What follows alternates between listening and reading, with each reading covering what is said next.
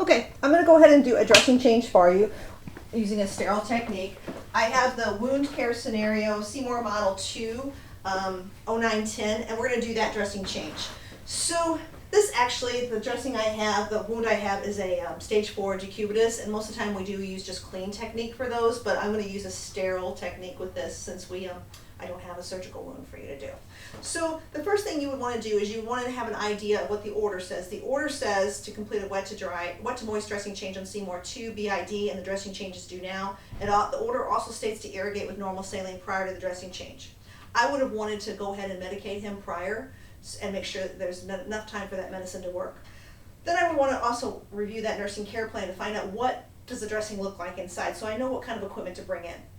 According to the nursing care plan, he has a wound on his buttocks. It's got a tunnel at 7 o'clock, which was packed with a 2x2. There's 4 saline moistened dressings in the center. There's two 4x4s on the top. There's an ABT pad on top of that, and then they taped it. So they also irrigated it with normal saline prior, and when they look at the wound, it's dirtier on the left side. So that'll tell me how to position that patient when I irrigate. So then I need to think about what kind of supplies I want to bring in.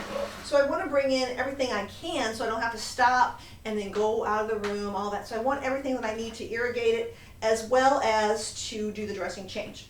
So I know that I'm going to need gloves. So I need a pair, those will be in the room, but I need a pair of gloves to take the dressing off. So I might need a suture removal kit. I need the forceps specifically out of that. It needs to be a sterile pack, not just something laying on the bedside, because the tip of those forceps are going to touch that wound, which is sterile. So I don't want to bring any germs into there. So I need a forceps and some gloves. Then I know I need to irrigate, so I need to bring some irrigation equipment. So I would bring an irrigation tray, this will have a cover on it of course, and some sterile saline to irrigate with. Of course I need gloves. Now if you think you're going to, by any chance whatsoever, get something on you, you would bring your personal protective equipment. For this checkout you don't have to, but know that you would possibly need protective equipment, which would be like a gown, mask, eye protection, all that, okay? So I know that I'm going to, be irrigating, so I need the irrigation tray, I need saline, I would need some kind of like a chucks bag to collect the irrigation. I'm going to use also the tray to help collect it. Now I'm going to dry it. I'm not actually sterile at this point when I'm drying, I don't have sterile gloves on, but I'm going to use as clean a technique as possible, so I'm going to bring a pack of 4x4s and do the no-touch method when I'm cleaning. When I'm drying. So now then I'm going to set up, after I got that all taken off and I've, looked at that wound, seen what it looks like, all of that, and if I needed to measure, I could measure. If I needed to get a culture, I would actually get the culture after I've cleaned that. I know that sounds wrong, but that's true. It's after you clean, you get the culture. You want to get rid of the surface germs and get what's actually the germs that are actually in the wound. So anyway, we're not going to do that for checkout also, but understand that if you did measure its length, width, and depth, or it could be diameter and depth, and then understand about getting a culture. So then I'm going to set up for my sterile field. Sometimes you don't use a sterile field. In this dressing change, I am going to have you use a sterile field. Sometimes we just use the insides of the packages that we open as the sterile field. But I do want you to set up a sterile field for this. I want to see that you can open a sterile field, but it'll also give you more room to work. So I have a sterile field. I know that I have a 2x2 in the center, so I need a pack of 2x2s. I know that I have 4 wet 4x4s, so I'm going to use a package of the surgical sponges that have the container that I can wet with. I have my sterile saline already. I'm going to need to dry around the wound because I never did dry close to the wound when I irrigated, so I'll need a pack to dry. I need a pack, which is 2 of them, to go on the top. I might bring another extra just in case I don't throw it on right and it gets contaminated. I also need an ABD pad that goes on top of that. I'll need tape to tape it and a marker. I'll need some Q-tips to actually help get that 2x2 in the tunnel. And I'll need a set of sterile gloves. So I've got all my equipment. And it's okay to check and make sure you got your equipment before you come in. It's okay to bring in a little extra, just not tons.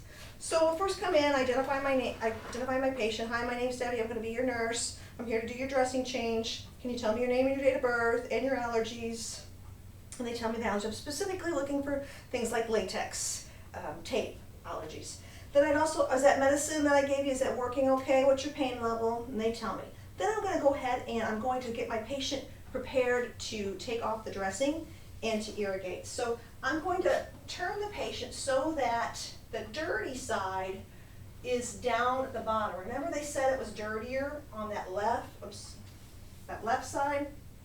It's dirtier, so when I irrigate, I want the top portion to be cleaner, so it runs from the clean to the dirty. So I'm gonna put my gloves on, get your trash can here. Now, a lot of times it would be a red bag, you know, or you can put the red bag on the table. I'm just gonna use a trash can. And I'm gonna get ready to pull off my dressing. When you take it off, please be careful that you don't pull the skin of the patient, so kind of push down on their skin while you're removing the tape. So I'm gonna remove the tape, make sure they're doing okay. Remove that, remove. And then I'm going to go ahead, let me get my suture kit close to. Go ahead and get that open for me so I can pick it up. I'm gonna go ahead and open this up and then look at your dressing. What is on the outside of the dressing? Is it serous? Is it serosanguinous? Is it sanguinous? Is it purulent? How much is it? Is it copious amount, minimal amount, moderate amount? Look and see what it looks like. Then I'm gonna go ahead and touch the outside of these and look at this. Does this look, what does it look like? Is it copious amount? Is there, what kind of drainage is on there? Then I've got these 4x4s in the center. Go ahead and take those out. 1, 2, 3. This one looks like it's hard to reach. Getting the undermining one. I'm going to use my forceps to get in there. Got 4. And look at what those dressings look like. And then I have a tunnel. So I'm going to get that tunnel out. I used the forceps because it was hard for me to touch in that wound with my club, with my hands, without contaminating. So I'm going to use the forceps to pull out the ones that I don't think I can touch without contaminating. So I'm going to pull that out. I've got all that I need and I can put it in the red bag now. Now I'm done with these forceps. These are dirty. These are no longer clean. They can't be used again. So I got these and I get ready to go ahead and throw that away in my red bag. And I'm looking at the wound and I'm looking to see what it looks like. Yes, there's granulation tissue in the center. There's some eschar tissue here, there's some slough, there's a tunnel at 7 o'clock, there's some undermining up on the top there, and I would basically document around it. The area around the looks intact, doesn't look like it's macerated, so it looks good. I'd say maybe 40% slough, maybe 35% slough, 5% eschar, and 60% granulation tissue with the tunnel at 7. So you would document, you don't stop and document now, but you need to remember what it looks like so that when it's time to document, you can actually do that. So I'm going to take my gloves off using the correct technique and wash my hands, foam, foam, foam, and then get myself set up to irrigate.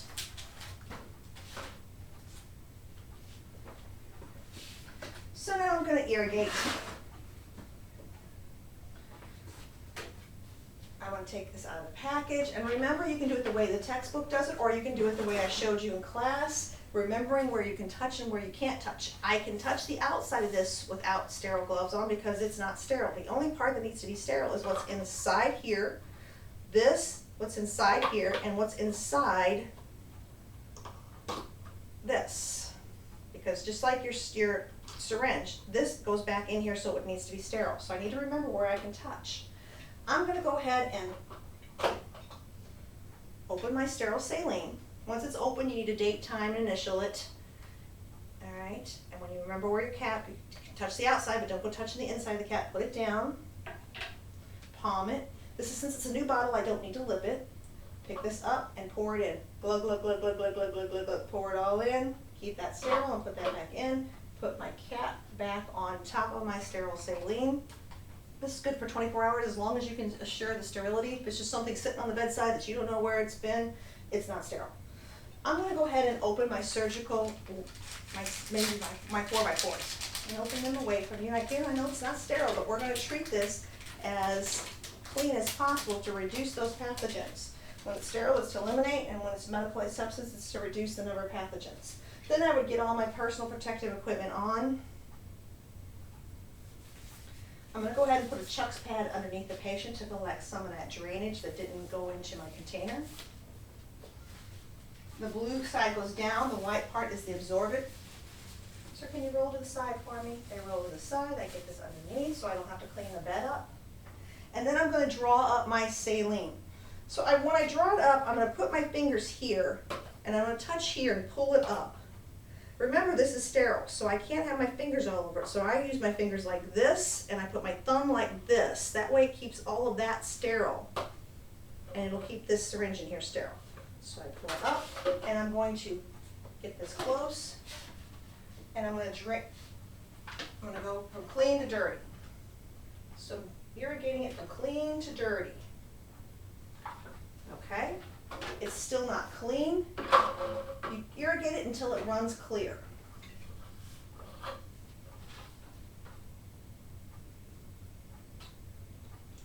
Okay, now it's running clear.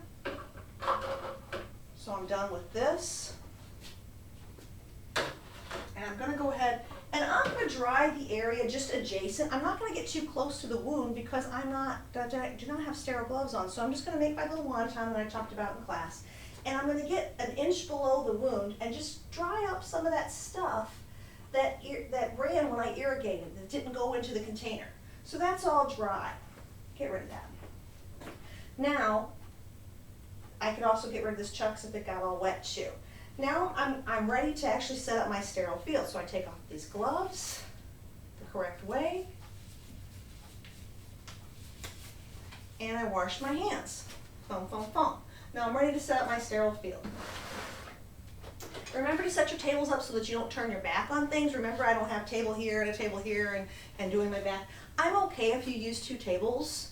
Now, understand in the hospital, you will probably have 2 tables. You may have to have a table and maybe use their table up here, or maybe in the checkout, you can use the corner of this. You just don't need to turn your back on the sterile field, because if you turn your back, it's not sterile. It needs to be at waist level or higher. Waist level is good, because if it goes below your waist, it's no longer sterile. I'm gonna put my trash can in the middle here so it keeps me from going too close to my sterile field. And then I'm gonna get my stuff ready. I'm gonna use this table and set my stuff over here just to hold it. Now again, without turning my back on stuff. Avoid going over all of your sterile field once you set that up. So I have a sterile towel drape. Where it says peel to open is where I'm gonna open it. Again, keep it all, you don't want it all on top of your body. Keep it away from yourself when you're doing that.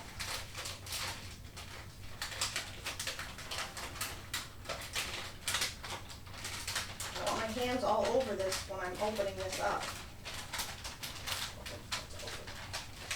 I know that on the writing side is where the corner is to hold it. So I open it up like this, and I look for my 1-inch border. Again, be careful where you touch. So my 1-inch border. I'm gonna pick it up by the 1-inch border. Make sure to pick it up high enough so that it doesn't sit on the table, drop onto the table.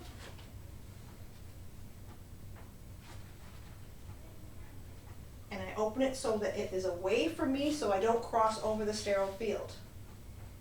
All right. Then I'm gonna go ahead and I could drop my dry stuff on first, or I can open my wet stuff. There's no order to that. I'm gonna go ahead and open my wet ones. I'm gonna use to put in the center so I can open those up. I'm gonna put this over here. All right.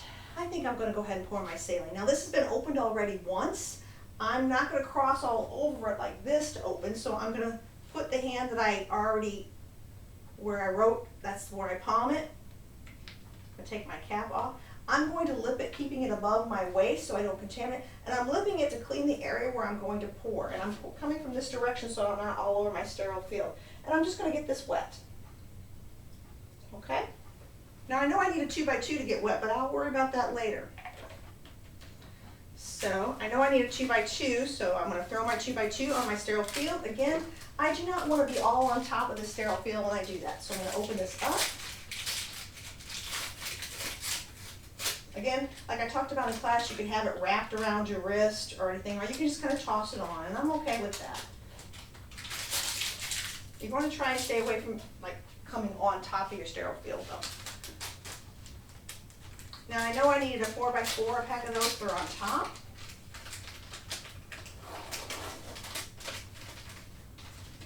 Pop that on.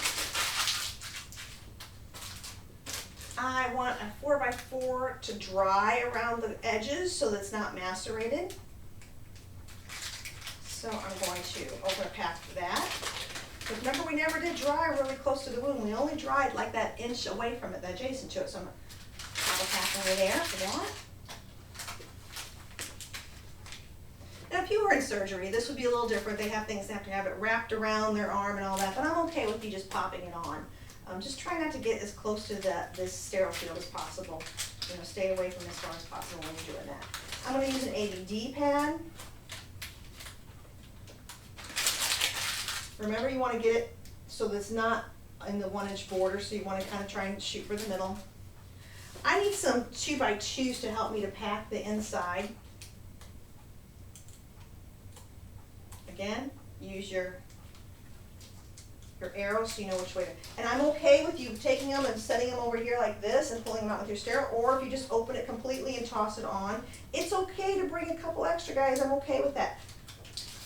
I usually, if I do my 2x2s on, if I do my Q-tips on there, I usually throw them on last so that the rest of the stuff has a chance to catch it. It doesn't just roll off. So before you put your sterile gloves on, take a step back and think, do I have everything open that I need opened? I'm going to have my 4x4s in the center. I got my 2x2 on get wet. Got my ones to dry. Got my ones on top. Got this. I'm good. So now I'm going to put my sterile gloves on. Now, I'm going to show you. If I was over here, I cannot turn my back on to put my sterile gloves over here, but I can come to the edge of this table and put them on here. I can still see everything that's going on. So that's how I'm going to do it.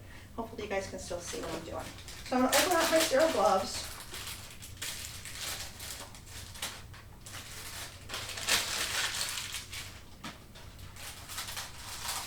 Away from me, towards me, touch the inside of the package only, don't go, I'm sorry, the outside corners of this package only, don't go sticking your fingers inside those sterile gloves are. Open this, get it to stay open.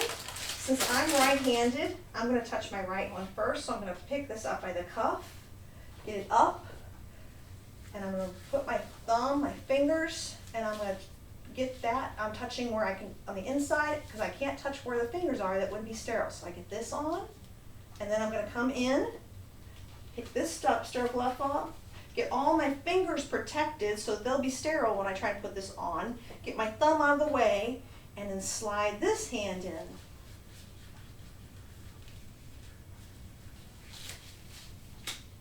And I'm sterile.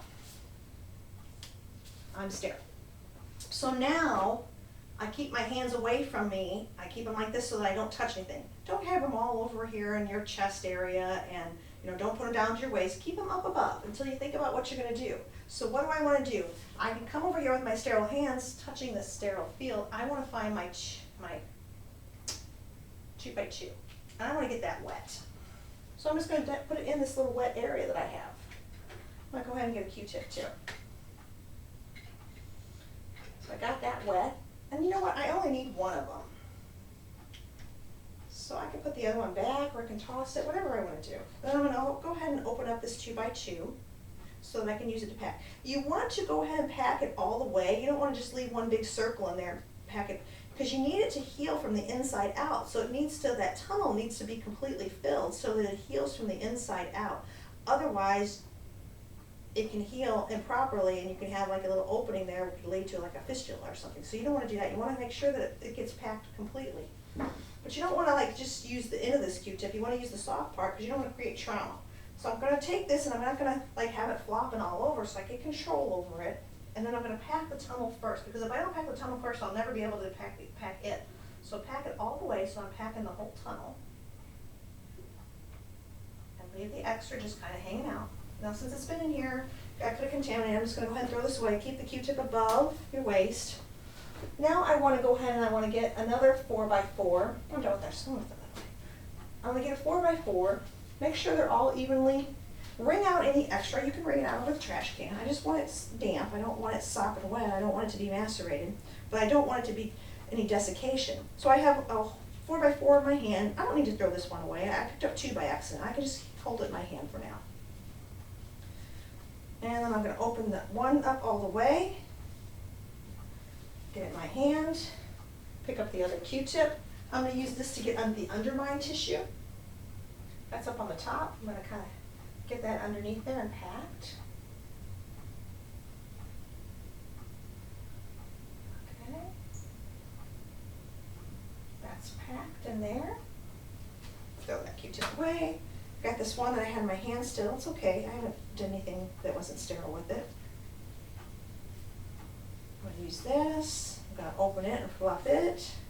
Don't just leave these 4x4s in there unopened. You want to fluff them. They actually create a bigger surface area for absorbing moisture, for healing purposes. To keep it moist, I'm gonna put the other one in there. Keep it off the outside of the tissue. You don't want that all macerated.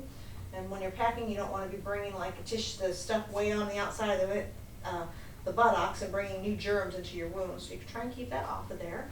That was 2 4x4s I put in there. You notice how my hands aren't all over here, like my shoulders? I'm not doing that. I'm stepping over here and I'm picking up what I need. Make sure it's not wet, just overly wet. So I'm gonna open this one. This is my third one. Open it up and fluff it.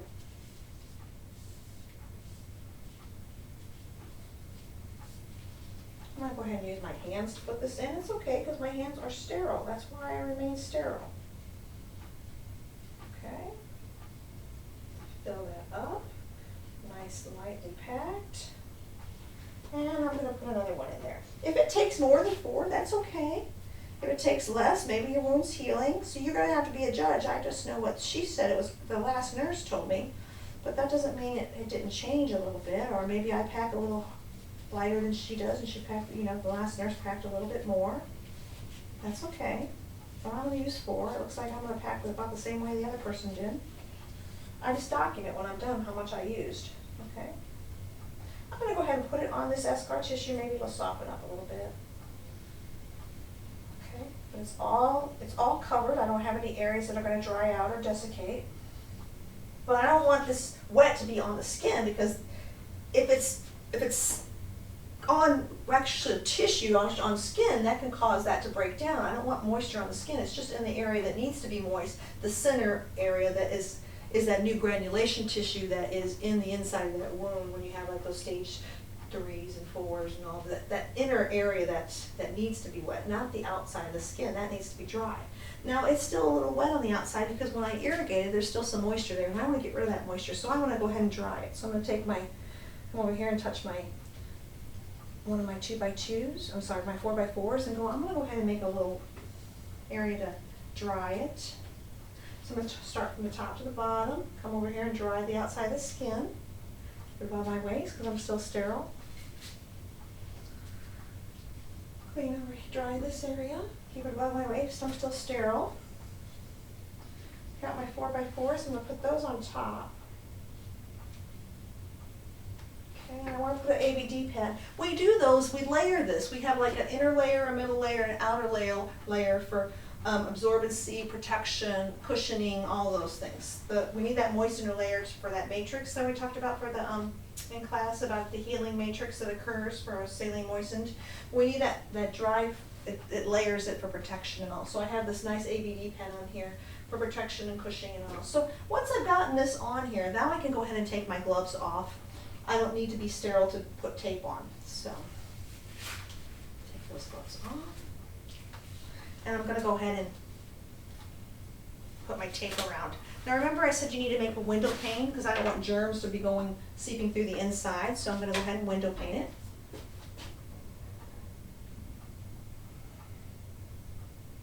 And I can touch the outside of this because this outside is not sterile. It's the underneath part that's sterile.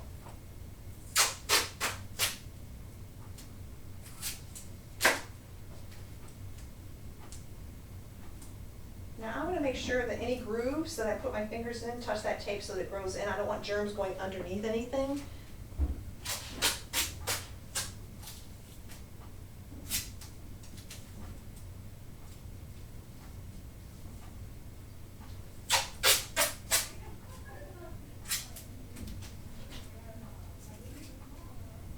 So once I get it all taped, I want to, and I'm not going to write on the wound itself. I'm going to write on a piece of tape. I'm going to write my date, the date today,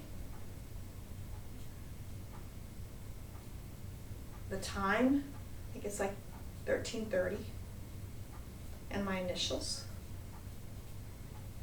Tear that piece of tape off and stick that tape on the dressing. And then I clean up everything.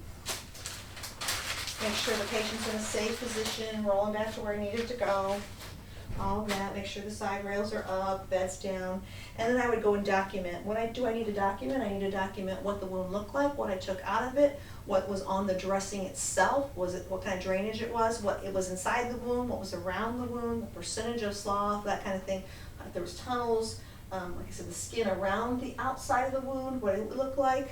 Then I would document what I put in the dressing. You know, did I put, how many 4x4s did I put in, what was wet, what was, you know, that kind of thing. So I put 4 in the center, I put a tunnel, 2 in the tunnel, a 2x2 in the tunnel, 4 4x4s in the center. I put 2 4x4s on top and an ABD pad on top of that.